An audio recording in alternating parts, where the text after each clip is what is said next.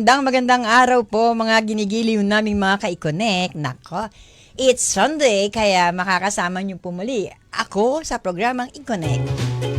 Ito po ang inyong abang lingkod, Bel Surara. Kumusta na kayo mga ka-Connect?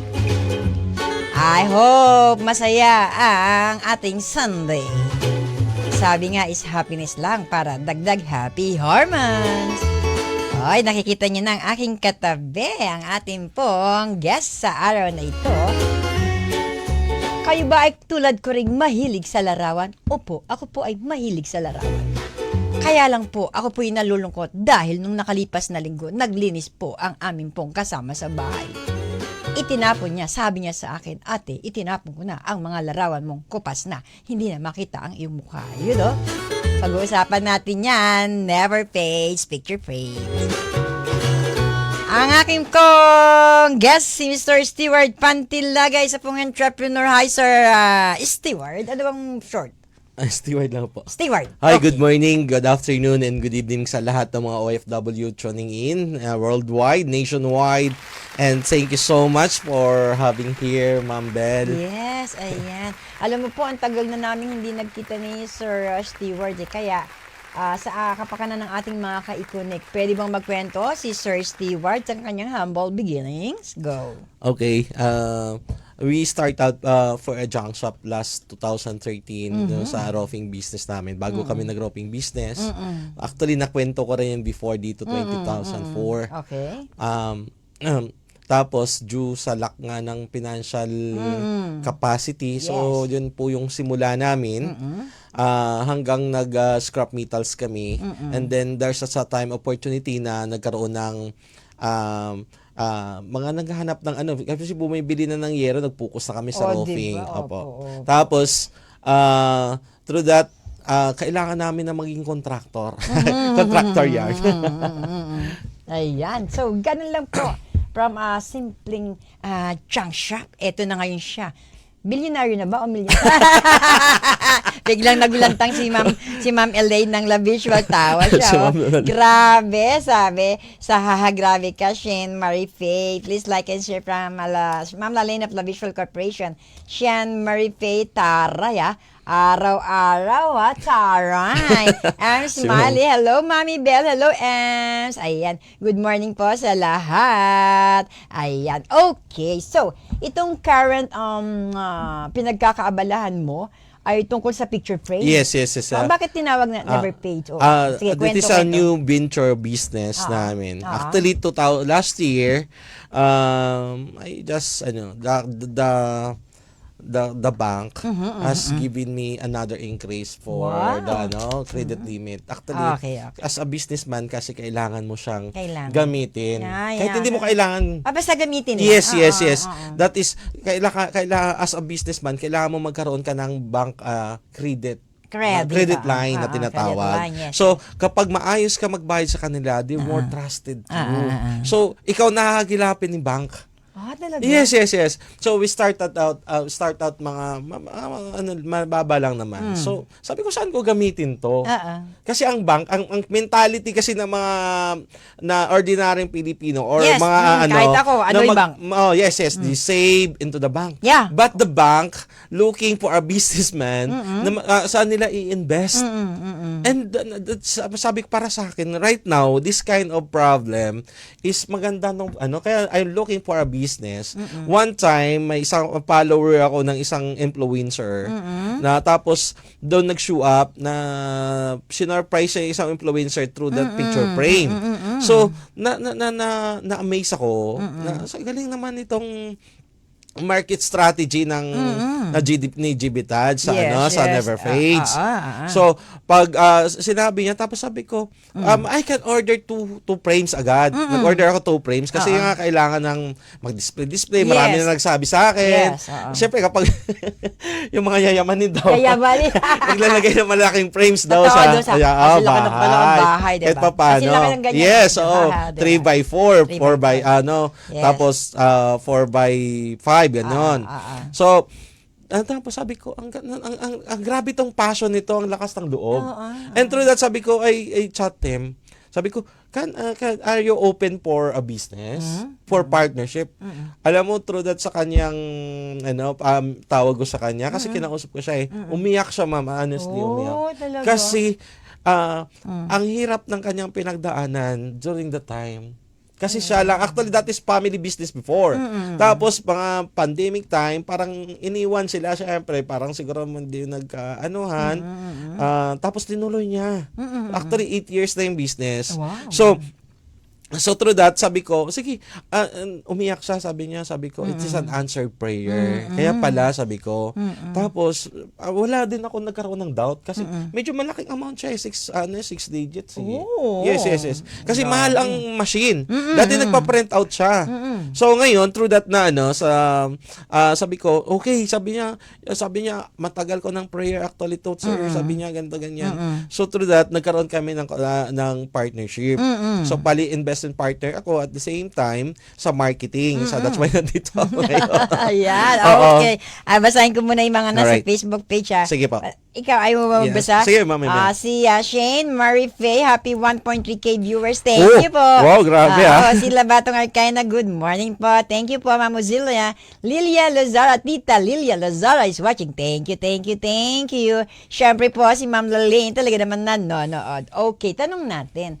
Anong mga struggles mo? Anong mga challenges mo during that time na itinatag mo yan, yung pinagkakaabalan mo sa ngayon? Anong mga nasagupan mo? Pero sa awa at tulong ng Panginoong Diyos, napagtagumpayan mo. Diba? Okay, dun sa po una, yung sa ECP development, bago maging ECPM yun, junk shop yun, unang-unang wala talagang kapital. Wala That is talagang kapital. 50,000. So, Oo. nabawasan pa yun sa aming Maliit yan kung yes, tutusin. wala Diba? talaga. What is 150,000? Yeah, But yeah. we focus on the junk shop hanggat nagkaroon ng yung biyanan ko, pinahiram ako ng 200. Wow, ang Okay, ganda yes, yan. oo. Sana all. Malaking tulong yun. Nakabili kami ng sasakyan, tapos that. And then, hindi lang din naman sa pagtitinda ang na tatapos doon eh. May challenge. Ang hirap noon eh, kasi hindi mo ma-deliver exactly yung Correct. Tapos, one time, sabi may tinrain akong tao ko, sabi niya, pandemic time, 2019. Post ako ng post. Sabi ko, hindi ako kumuha kasi napubya na ako sa experience ko, 2017, na naggagawa kami ng covered court dito sa may Project 7. Iniwanan ako ng tao, hindi marunong masyado. Halos nasira lang yung mga gamit. So, ngayon, itong tao ko na na-train ko, I encourage him, na estudyante pa lang siya eh. So, during the time na siya, ang lakas ng loob niya magkuha ng project. Hindi niya alam. Pero nasa loob ko, since ako nagmo-motivate sa kanya, hindi ko pinapakita as owner na magkaroon ng fair. So sabi ko, sige, go lang ng go. So hanggat na nagawa naman namin. Sa awa ng Diyos, may mga taong tumulong talaga. So in a certain project, in a certain business, there are always people behind to make you successful. Tapos, syempre, ang finances pa rin din doon kasi lumalaki na yung aming mga PO, mga purchase order, mga projects, sa kailangan naman ng tawag nito, ng capital. Correct. So, ang ginawa ko, yung mga stocks ko, during time pandemic, bagsak yung stocks, pinagbibenta ko. So, yun ang naging startup capital namin. Hanggang sa ngayon, last year, we decided na i-register po ito sa corporation para lahat ng mga business, mga government project, mga contractors, pwede na namin i-cater kasi bat inclusive na siya. Yes. Dati kasi single prop lang. Pero curious lang ako. Ang ganda ng panimulang yan. Pero may ilang tao yung katuwang mo, kaagapay mo sa ganyan? Actually, ilan lang naman kami talaga. Usually, mga ang nag-startup ako, dalawa lang kami talaga. Ako mismo may nagde-deliver eh. Wow, yes, grabe. Yes. Pero may sarili ka sasakyan nun, diba? Meron. Dahil nga sa Yung kayo kakawag ko yan. Sana all yan Okay. So, tapos yun nga, actually, sa sales kami, 4 lang din naman kami. Pero tinitrain namin.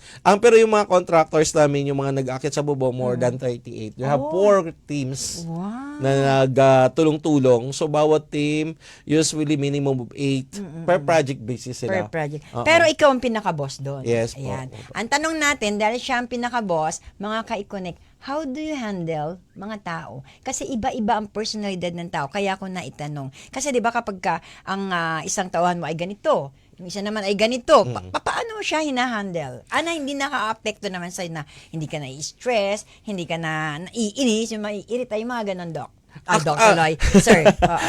Nakakaano talaga kasi sarabing adjustment. Yes. Kasi millennial ako, sila Gen Z. Correct. Ang hirap tayo, nun. tayo, Yes. pero mas ako, ikaw, ka pa siguro, nasa Gen Z sila, ikaw ay? Millennial. Millennials! Hindi ako millennials eh. Okay, sige. So at inaral ko siya. Sometimes, dati talaga struggle ako. But, sinabayan ko lang sila. Parang ginawa kong kaibigan, talagang kapatid. Parang, as a family kami. Family. Kung mga halimbawa, ang aming estado, ang tinitreat ko sa kanila, always parang work and play. Para mag-enjoy and they will stay. Oo, tama. Oo, very toxic kasi. Tama. So, very toxic kasi yung ang aming environment kasi ilan lang, akit sila sa bubong, tapos ganyan. Pero, I treat them as hindi yung tao lang, special sila sa akin. I assess them kung ano man tinatanong ko sila, kung anong pangarap niyo sa buhay, kailangan natin suportahan. Sinusuportahan ko sila. And through that, they gain my respect and they work for the company hard. Yes. Grabe na, pero ilan lang kayo, no? Yes. Napalago mo ng ganyan, Yes. sir. Oo, kasi Saka yung ng isa bilyonaryo, sir. katulad Ayan. dati ng isa, ikwento ko lang po. Sige. Dati pangarap niya lang talaga magkaroon siya ng bike. Okay. So, nag-iipon siya sa mga junk shop. Pero yung nagsumali po siya sa ACPM or sa ACPA, sabi ko, anong gusto mo? Yung gusto ko ng motor. Sige, kunin natin yan. Inuunti-unti namin in 1 month dahil sa kanyang kasipagan ng persistent. Persistence. Oo. And talagang goal-oriented siya, nakuha namin in 1 month cash. Wow, cash. Yes. Wow. Sana, Jonas, no? Cash. Sabi ni Sir, cash. Oo, cash. Binili namin cash. Grabe. Yung motor ko, utang sa kanya cash.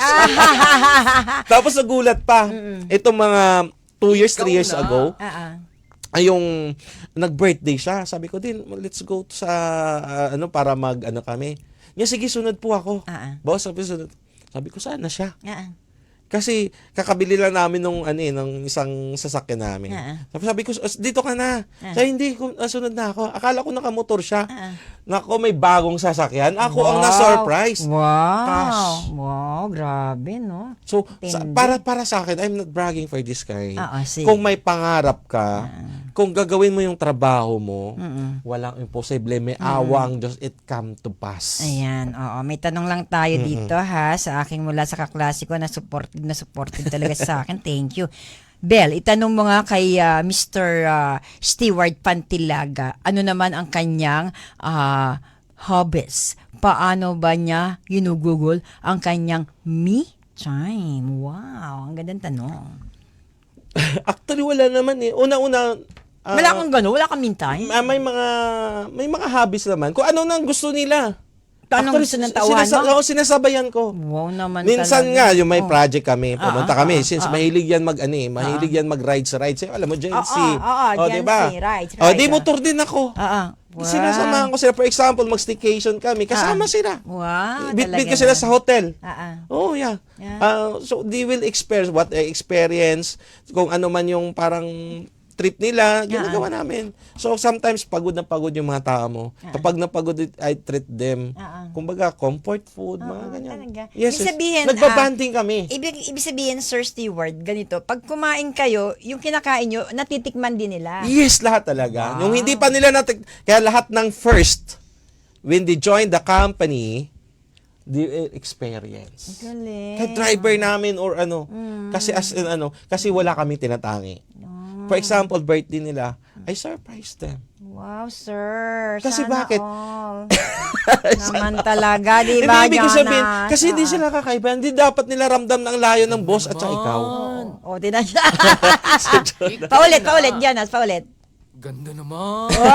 Oo, tapos araw-araw pinagluluto ko po yan sila. Ayan. Yes, oo. Ang grabe Kasi naman alam mo yung hirap, yung pagod. Kasi pamilya ko yan sila. Pamilya. They are my family actually. They're closer than my family. Sarap Kasi wala naman. akong family dito sa Maynila eh. Nasa Probinsya. Anong probinsya mo, sir? Bukidnon. Bukidnon. So, ang dialect niya is Bisaya? Bisaya, Ilonggo, lahat-lahat. Talaga. Kasi Sige, batiin mo yung mga ka-connect natin. Ay, mga Ilonggo da, maayong odto sa inyo, maayong buntag yan. sa ato nga sa mga tagpaminaw at saka taga-panood sa Facebook Live. Yan. At ayun, sana nasa mayad ka mga kahamtangan. Okay. Ayan Sir Stewart, si Ma'am Cherry Rose Apilado, sabi niya, "Hi Mommy Bell, hello po Sir Stewart SCPA." Ito katulad mo rin to Katulad mo rin to. Ayun, magaling niya. Oo, Grabe mahusay. yan. Vice President to ng Habitat Bilyonaryo. City. Pero kita mo na, napaka-low-key. Nagkita kami doon sa Nakita ka low-key to, di ba, sir? Oo, sa sa ni isang Ma'am. awarding ceremony, di ba? At saka ni Sir Widge. Talaga ba? Oo, Sa kasal, nagkita In-invite kayo. din ako. In-invite din Ito kayo. ninang to, pero Oo, di ba? Ninang yan, si Ninang Cherry Rose Ay, Apilado. Sir Ayan, Ryan. nanonood sa atin. Ayan. Okay. Naku, napakabilis ng oras, Sir Stewart. Marami pong gustong makarinig ng inyong mga tips kung paano magiging magiging sila ay parang kayo. Parang ang hirap nun kasi Oo. junk shop lang yung pinagmulan ni Sir, di ba? Teka, meron nga pala nagsabi dito. Sandali Ayun, sabi ni Norma, tatay ko naman nagja-junk shop pero hindi katulad kay Sir. Sir, sige, magbigay ka nga ng ilang... Uy, bigyan mo ng junk shop. Huwag niyo ismula junk shop. Ako, milyonaryo ayan. yan. Sige, Sir. Opo, ayan. Okay, sige. Ang mga tips mo po para po yung mga katulad nyo na may pangarap. Sabi nyo kanina kasi dapat pag may pangarap, di ba? Go. Dapat persistent. Anong po maipapayo nyo po sa kanila, Sir Stewart, para hindi sila dun lang. Sila din ay kahit papaano maging katulad nyo. Kahit unti-unti. Di ba? Okay, Sige. number one, gusto ko i-inspire yung mga OFW because I am an OFW before, 6 years in abroad. Unang-una, if you have plan talaga na gusto nyo ng time freedom, financial freedom, you have to plan. Kung mag-negosyo, you have to prepare. Another P is to prepare. And another P is to be persistent sa plan na yun. Persistent talaga. Yes. Yeah. And we need to pursue. Yeah. Hindi man pwede mangyari kung hindi hindi mo ipo-pursue. Correct. Tapos And 'di ba Sir Stewart, may kalakip na prayer siya Yes, syempre. and you have to pray for God. Tama, na ito yung kalooban ba ng Diyos? Ito ba'y pagpapalain ka ng Diyos sa mga Opo. pinaplano mo sa buhay? Correct, Lahat tama. ng bagay, kahit gano'ng kapagagaling, without God's provision, protection, and with your prayer, it cannot pass. Yes. Opo. Oo, ayan. O, di ba? Ito, marami tayong mga taga-subaybay, nakikinig sa radyo. Gusto nilang malaman po, sabi mo kasi daw kanina, ay nasa probinsya ang iyong family. Yes. So, nararanasan mo rin ba yung loneliness, kalumbayan, and how do you deal before we end? Go. Yes. Actually, sobrang malungkot po Napakalungkot. Kasi OFW yes, ka na before diba? Sanay na rin ako sanay na rin ako. Kaya siguro naging strong din ako kasi unang-una umalis ako sa Bukidnon, maliit pa na ako So, nagpanimpala dito sa Maynila. At the same time nag-abroad, malungkot talaga ang buhay lagi kapag mag-iisa. Pero syempre nakakakita. Yes, pero may mga kaibigan. Yan, yung friendship encounter, kailangan yes. diba? Kaya nga through sa company namin, we developed a big family. Wow, sir. Oo, yes, okay. Ang family, so naging pamilya ko talaga. Kasi ang layo ng pamilya ko sa probinsya Ayan. Sige, basahin ko lang to, sir. Ryan Torres. God bless you, Sir Stewart. Wow. Ryan Torres, from rags to riches. Wow. Ma'am Cherry Rose Apilado. Oo, ganda ng story ni Sir Stewart SCPA. Ako, kalakal lang din po. Bakal dyan. Wow. Ayan. Diba? Magbabakal kami. Ayan. Thank you, Liza Martisano, for watching. Salamat sa iyo. Ayan. Sir, before we end, sino mga gusto mong batiin at nais mong i-announce? Go. Ay, shoutout nga pala kay Pastor Ryan Torres. Thank you so much. Ma'am Lelene of La Visual Corporation. Okay. Si Madam Cherry Rose Apilado. Ma'am, thank you sa support Yes. Giancarlo Flores, thank you so much. Mga roping masters. Si Ma'am Shane. Oy, Madam, thank you so Madam much for talaga. watching us. Thank you sa support si Ma'am Lilia Sorala. And then sa lahat na si Ryan, sa lahat na mga roping master namin kahit wala dyan pero they're watching.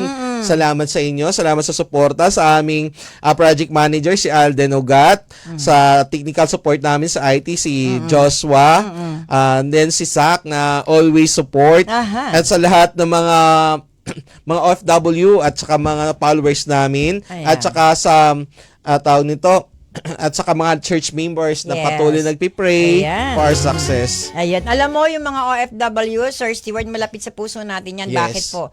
Sila po yung talagang, di ba, nagbibigay ng income sa ekonomiya natin. Yes, they are pillar of our economy. Correct. Yeah. Okay. Thank you so much, Sir Stewart Pantilaga, for your time dito sa programang I-Connect. Sa ating pong mga nakatuwang kay Jonas Pascual. Thank you, Jonas. Kay Ronel, kay Melvin sa Ubando, Bulacan. Siyempre, hello po, Sir Lou, Sir Jobs, si Marcy Pete, si Rhea, si Giselle. See you soon.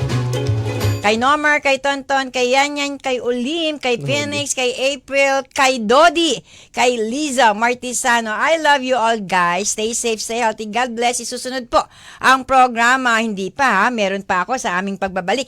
Meron pa po akong makakapanayam. Ito, naku, ang ganda po ng istorya nito at lahat tayo makakaranay, lalo na po ang inyong abang lingkod. Sa ating pagbabalik, saglit na saglit lang po, mga ka-I-Connect.